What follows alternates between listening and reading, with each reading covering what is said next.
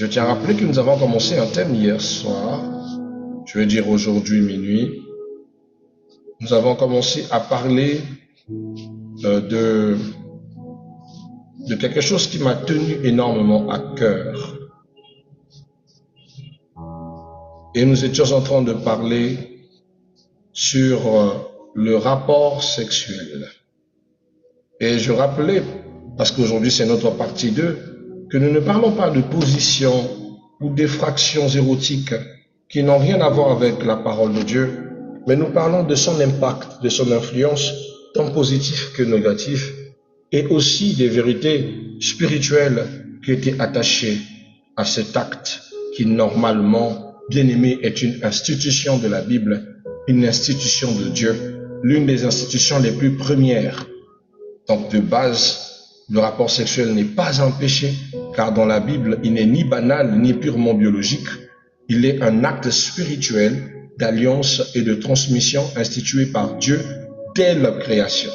La Bible révèle que la sexualité peut être une source de bénédiction, de vie, de paix et de plénitude, mais aussi lorsqu'elle est détournée de son cadre divin, une porte à l'esclavage, à la destruction, à l'envoûtement, à l'emprise des mauvaises personnes, à la domination spirituelle, des blessures profondes de l'âme. Donc, bien aimé, comprendre la sexualité selon les Écritures permet de discerner ces vérités cachées que nous avons déjà partagées hier, malheureusement, ces conséquences spirituelles que nous allons découvrir, les portes à laquelle elle ouvre, les impacts mystiques sur l'âme et sur l'esprit et le corps. Donc, comme je disais jadis, bien aimé, c'est une redondance, pardonnez cette expression.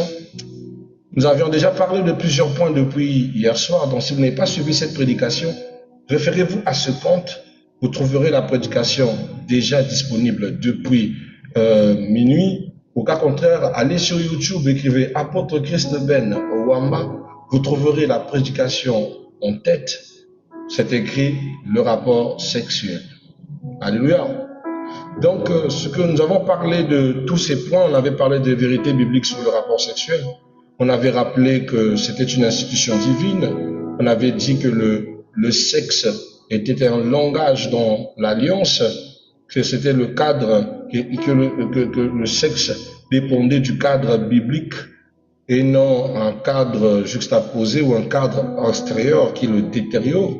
On avait parlé des conséquences positives du sexe, du rapport sexuel. On avait cité tellement de biens qu'il peut produire positivement. On avait rappelé que la sexualité unit le couple et le protège. Il y a une grande puissance protectrice et une grande puissance dans l'union, dans la sexualité, que la sexualité apportait la paix intérieure, la stabilité émotionnelle, mais aussi elle pouvait être un moyen de transmission de bénédiction entre partenaires. Je dis bien entre le partenaire, pas entre les femmes que vous multipliez. Donc, quand je parle de la sexualité, je parle de la sexualité, du rapport sexuel cadré, selon les principes de la parole, c'est-à-dire lorsqu'elle rejoint le matrimonium. Donc, s'il vous plaît, rien à voir avec celui qui fait la duplexité des femmes.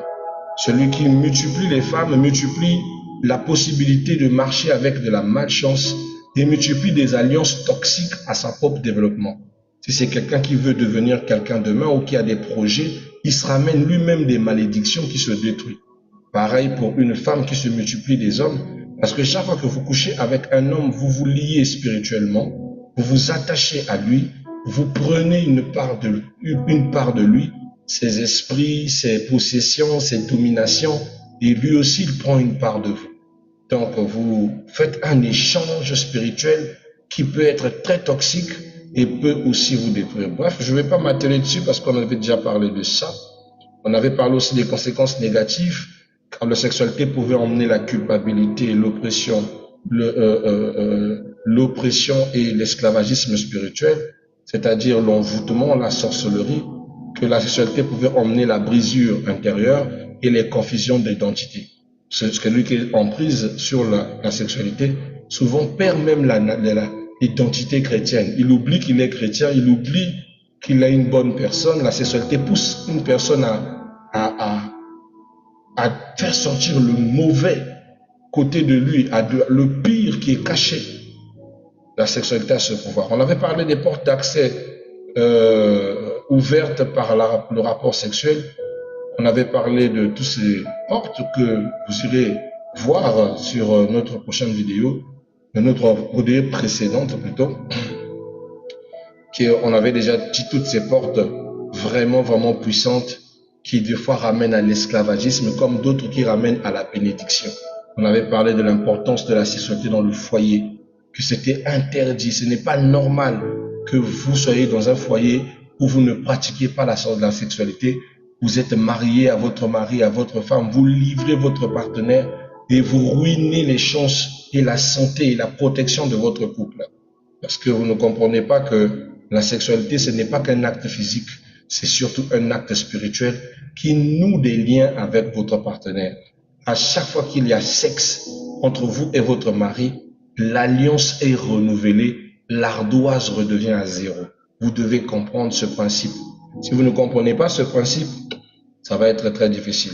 On avait parlé de l'instrumentalisation, la perversion et la destruction. Comment est-ce que le diable instrumentalise la sexualité? Comment est-ce que nous-mêmes, êtres humains, pour ne pas accuser Satan de tous les péchés du monde, nous avons instrumentalisé la sexualité pour détruire, pour rendre esclaves les gens? Ça aussi, on a parlé de ça hier. Ce matin, je viens donc commencer par parler de l'impact du rapport sexuel sur votre âme. Qu'est-ce que le rapport sexuel apporte sur votre âme? Prêtez-moi vos oreilles, je vous en prie, nous en parlons. Vous devez savoir, bien aimé, la Bible dit dans Proverbe 4, verset 23, il dit, garde ton cœur plus que toute autre chose. Nous avons appris que l'âme réside dans le sang, l'âme siège dans le cœur. On avait appris de nos enseignements précédents. Nous savons donc de base que l'âme est importante, mais quand vous faites la sexualité, ce sont vos âmes, les deux âmes qui deviennent jointes. Le lien qui se trouve, ce n'est pas avec votre corps, ce n'est pas avec votre esprit, car il ne nous appartient pas, mais ce lien est un lien d'âme lorsque vous couchez avec quelqu'un. Donc chaque relation laisse une empreinte dans votre âme. Votre âme est marquée, elle est marquée comme par une signature. Voilà pourquoi, bien aimé, une fois que vous avez couché avec quelqu'un, vous devenez lié à lui, vous prenez une part de lui, vous devenez associé à cette personne, à sa vie, à sa condamnation, à sa malédiction, à sa perfidie et même à sa perversion. Ce n'est pas des choses que vous devez prendre à la légère. Coucher ne doit jamais être une option facile. Ça doit être un acte responsable car elle peut détruire votre vie et peut vous lier à des esprits infernaux, à des choses que vous n'allez pas aimer. Donc, celui qui rentre dans le rapport sexuel, la première impact, c'est que son âme est marquée. Celui qui a couché avec vous a toutes les chances de le refaire encore et encore, même si il s'éloigne. Il vous a marqué. Que vous vous mariez, que vous vous mariez pas, cette personne aura toujours une certaine influence avec votre âme à cause du lien que vous avez créé. La deuxième des choses que vous devez savoir, c'est la fragmentation. La sexualité a pour impact de fragmenter votre âme. Les relations multiples peuvent provoquer des attachements malsains, des dépendances émotionnelles, de la perte de la spiritualité. Parce que vous êtes tout le temps en constance dans une sexualité mal organisée ou avec plusieurs partenaires, que vous subissez intérieurement une destruction, vous subissez intérieurement une annihilation et que vous avez maintenant des attachements malsains à des choses que vous n'aviez pas l'habitude hier de vous confier, des objets sexuels, la pornographie, un homme marié, un homme immoral, l'immoralité sexuelle, la dépendance émotionnelle, la peur de perdre qui vous pousse à faire des choses absurdes et les pertes spirituelles, c'est-à-dire que vous perdez votre identité, votre constance, votre force et tout ça à cause de la sexualité, il faut préciser, dans le cadre hors divin, c'est-à-dire lorsque vous n'êtes pas dans le matrimonium et que vous êtes en train de marcher pas selon Dieu. La Bible dit dans Psaume 42, verset 6, il dit « Mon âme est abattue au-dedans de moi-même. » Elle est fragmentée. 3. La troisième impact que la sexualité amène, c'est la guérison possible de l'âme. Ça, c'est la partie magique la partie magique de l'âme. Lorsque vous avez un conflit avec votre femme, votre mari, vous pensez que la meilleure des choses, parce que vous aviez mal dans votre cœur, c'est de le distancer. Vous êtes dans le faux. Prendre de la distance physique avec votre partenaire n'est que laisser l'espace au diable de semer l'incontinence pour commencer encore à régner, encore et à semer la destruction dont vous ne pourrez pas parer ni faire face encore. Voilà pourquoi, bien-aimés, vous devez ne pas laisser ce vide, car la sexualité, bien-aimés, est votre thérapie.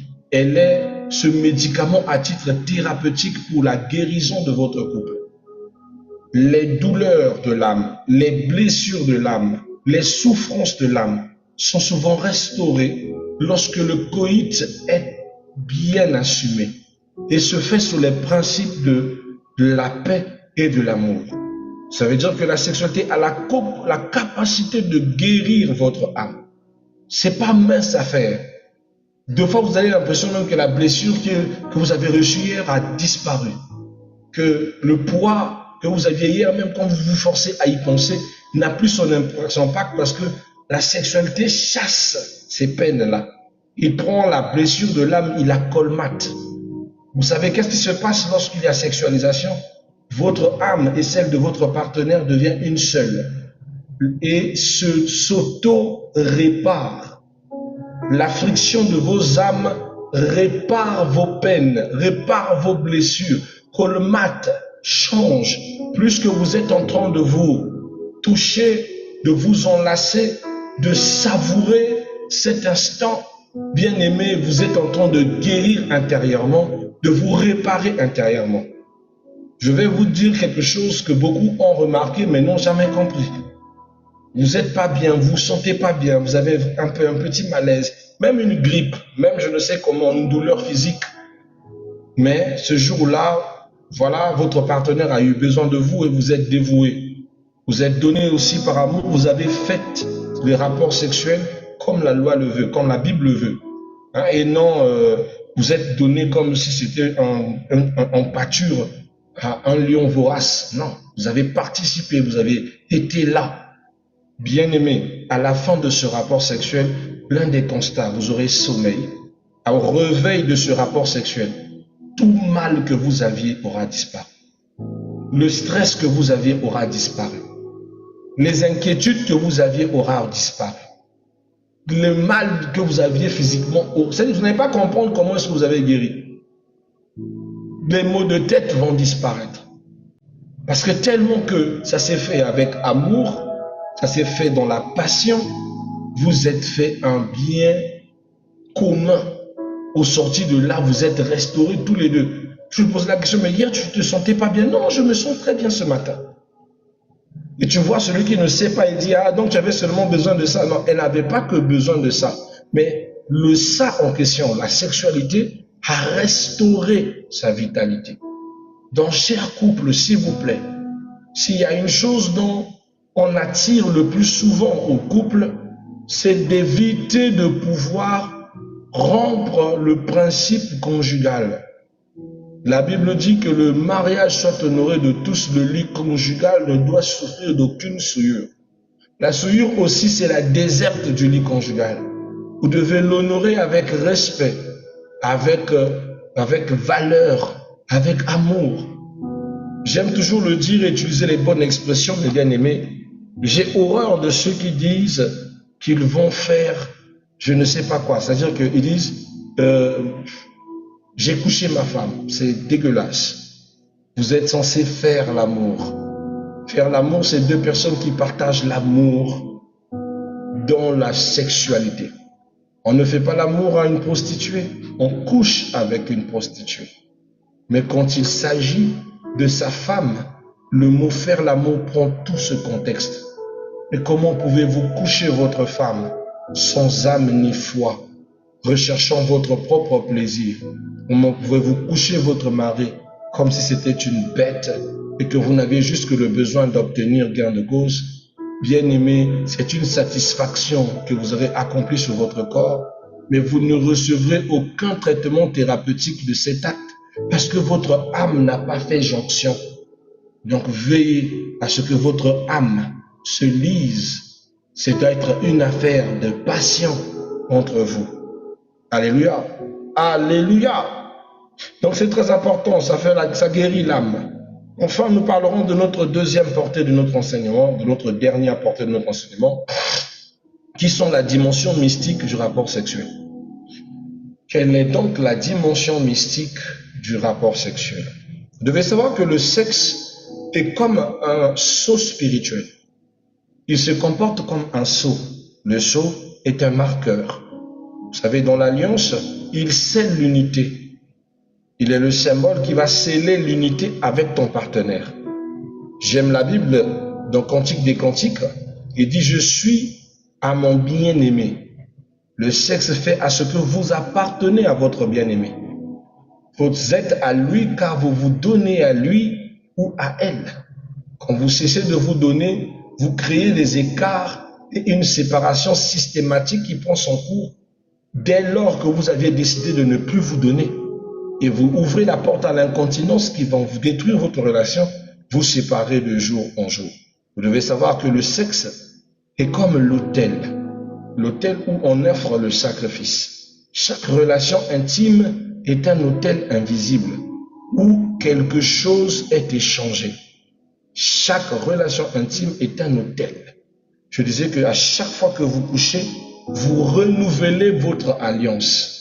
Chaque fois que vous êtes en rapport sexuel avec votre femme, vous êtes en train de renouveler une alliance. Même si vous le faites avec une prostituée, vous renouvelez l'alliance avec cette prostitution. Voilà pourquoi le sexe ne peut pas être fait avec n'importe qui, car qui pratique le sexe se lie, s'attache. Qui pratique le sexe se lie et s'attache. C'est une chose que vous devez faire très attention. Moi, j'aime de temps en temps prendre des petites Mbappé, des trucs de ceci. Sache que ça va te détruire en te liant à ces filles qui eux-mêmes couchent avec beaucoup d'hommes et viennent te partager tous les liens d'âme qu'ils ont ramassés dans la rue, te mettre sur toi. Après, tu te plains que tes affaires ne marchent pas. Tu vas les faire jeûner ta femme pour rien à cause de tes bêtises. Elle va aller à la montagne parce que monsieur n'a plus d'argent, monsieur les affaires ne marchent pas. Or que c'est ton indiscipline corporelle qui t'a ramené à coucher avec celle qu'on ne couche pas. Si tu pouvais voir l'état spirituel de certaines sœurs par la spiritualité, mon frère, il y a des sœurs, il y a des frères qui ressemblent à la poubelle, qui ressemblent à la voirie. Tu te rapproches de lui tellement qu'il a trop de liens d'âme, il dégage de la pourriture spirituellement. Tu le vois, tu n'en veux pas. Mais comme vous ne voyez pas l'état d'âme, vous ne voyez que la beauté physique, c'est comme ça que vous tombiez dans les maladies, dans les infections, dans la destruction. Et des fois même, à coucher avec un homme qui ravit toutes tes chances, tu deviens comme maudite. Tu ne sais pas qu'est-ce qui t'a maudit. C'est parce que tu as couché avec la personne qu'on ne couche pas avec. D'accord? D'accord? La Bible dit dans Romains 12, verset 1, il dit « Présentez vos corps comme un sacrifice vivant, afin d'en devenir un culte raisonnable. » J'aime le troisième principe mystique, c'est que le sexe a la capacité de vous restaurer mystiquement en Christ. Il vous restaure, il vous réalimente, il vous redonne des forces, il vous redynamise, il vous redonne de l'énergie. De la même manière qu'il est capable de ravir, de baisser votre spiritualité, le sexe a aussi la capacité d'augmenter votre spiritualité. C'est très très très important ce que je vous dis. Vous allez remarquer que quand vous faites le sexe dans le cadre marital, vous sentez que vous devenez de plus en plus fort parce que vous avez lié votre esprit à votre femme qui est une femme de prière. Vous êtes une femme de prière. Vous ne pouvez pas sortir de cette sexualité avec une onction faible, une vie de prière faible. Non, vous en sortirez forte parce que vous êtes dans le sexe, dans les droits, dans les choses normales, dans les choses, voilà, bien alignées. Mais lorsque vous commettez le rapport sexuel hors mariage, c'est-à-dire hors contexte, hors divination, hors plan de Dieu, c'est-à-dire dans le concubinage, vous aurez l'impression que vous baissez et vous perdez en spiritualité. C'est comme ça que certains serviteurs de Dieu vous diront que non, le sexe est nuisible à la spiritualité. Or, c'est faux. Le sexe est lui-même un acte spirituel avant d'être un acte physique. Il est d'abord lui-même un acte spirituel parce qu'il est d'abord une institution avant d'être une mise en pratique. Donc, je nous en prie, chers bien-aimés, comprenez par ce petit message que le sexe est quelque chose de puissant qui peut restaurer vos forces, même spirituelles. Restez alimenté à la bonne personne, à votre partenaire. Arrêtez de faire le couche ici, je couche là-bas. Vous allez être en bonne santé spirituelle, en bonne santé dans vos affaires, en bonne santé dans votre mariage. Votre mariage va prospérer. Votre femme sera en bonne santé. Votre femme va de moins en moins vieillir. Vous aussi, vous allez de moins en moins vieillir parce que vous respectez le sexe. Mais si vous ne le respectez pas comme il se doit, vous allez commencer à faner votre femme. Vous aussi, vous allez faner. Vous allez même commencer à souffrir des maux, des souffrances physiques parce que vous déshonorez le lit conjugal comme personne ne vous attrape. Vous êtes malade en constance. Vous n'avez pas la force d'être avec elle. Tais-toi. Vous êtes attiré par le dehors. C'est parce que vous avez souillé le lit conjugal. N'allez pas loin. Restaurez cette affaire vite. Si vous avez commencé à souiller le lit conjugal, faites une confession. Confessez vos péchés et reprenez dans les bonnes bases. Arrêtez, répentez-vous de vos actions précédentes. Alors j'ai aimé, nous avions une question, je pense bien. La sœur Déo, elle pose la question, elle dit, papa, quoi faire pour couper ces liens?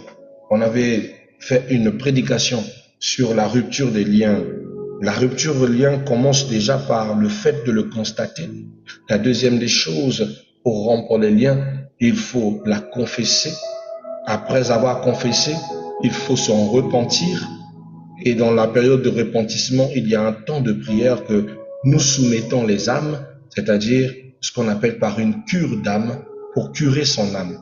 La confession est là pour effacer le péché, l'acte de transgression. La cure d'âme est la restauration de votre âme qui va à couper, à rompre tous les liens contigus que vous avez multipliés par la duplexité de vos partenaires multipliés.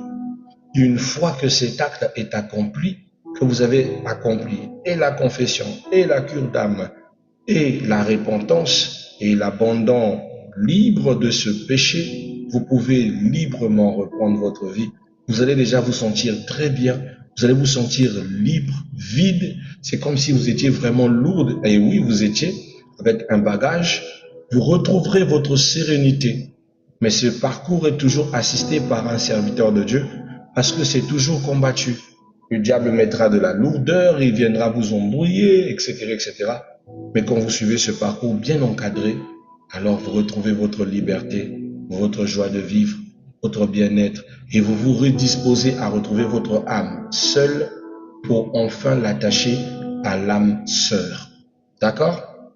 Alors, qu'est-ce qu'on peut dire en définitive pour clôturer notre bel enseignement? En définitive, nous dirons que le rapport sexuel est puissant, il est sacré et profondément spirituel.